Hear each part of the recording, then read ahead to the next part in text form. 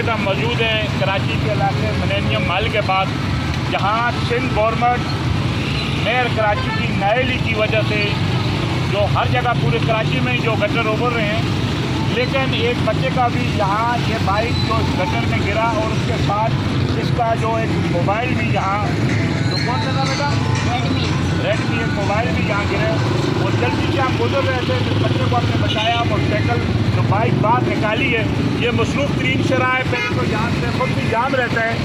लेकिन ये जो इस शराह पे कराची का ये पोस्ट इलाके है, उबलते हुए गटर इस बात की दलील है कि कराची के लिए जो फंड आ रहा है वो समझ रहा हूँ कि मैं समझता हूँ कि करप्शन की नज़र हो रहा है। अगर सिर्फ और सिर्फ इस वक्त कराची में पानी की, गटरों की यही सियासत की जा रही है, ये जो मनाजर मेरे कैमरा मैन अगर आपको दिखा सके तो शेर कायद के पोश इलाके की ये हालत है। अल्लाह नहीं करे, अल्लाह नहीं बने, ये बच्चा अगर इस बाइक से गिर कर इसको कोई नुकसान होता तो इसका कौन जिम्मेदार था। मेरा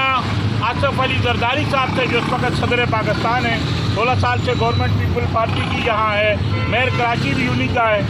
और मैं समझता हूँ कि अगर शहर में गटर नहीं लगाए जाते तो ये करप्शन का ये एक मुँह बोलता सबूत है। अगर ये बच्चे को कुछ हो जाता, बच्चे अभी भी अपना मोबाइल यहाँ तलाश कर रहे हैं। अरबाब अख्तियार और वो लोग जिन्होंने कराची के नाम पर वोट लेकर कराची वालों से, मैं समझता हूँ कि धोखा करके जो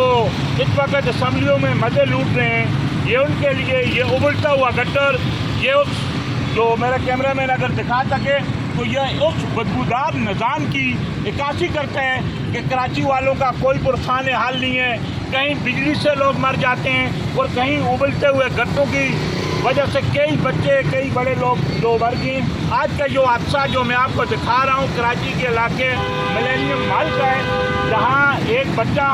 जो मोटरसाइकिल गटर में गिरा और जल्दी से हम जब यहाँ आए उसको बचाया और उसका मोबाइल यहाँ जो गिर गया है। कराची वालों का कोई भी हाल नहीं है, न जाने सब दावे तो करते हैं ये फंड कहाँ जाते हैं। कराची जो सबको पालते हैं, 65 से 70% टैक्स देने वाला शहर आज उबलते हुए गटरों की वजह से मैं समझता हूँ कि वो मंजर पेश कर रहा है, जिससे कोई भी जो मैं समझता हूँ कि अल्फाज में बयान नहीं किया जाता। ये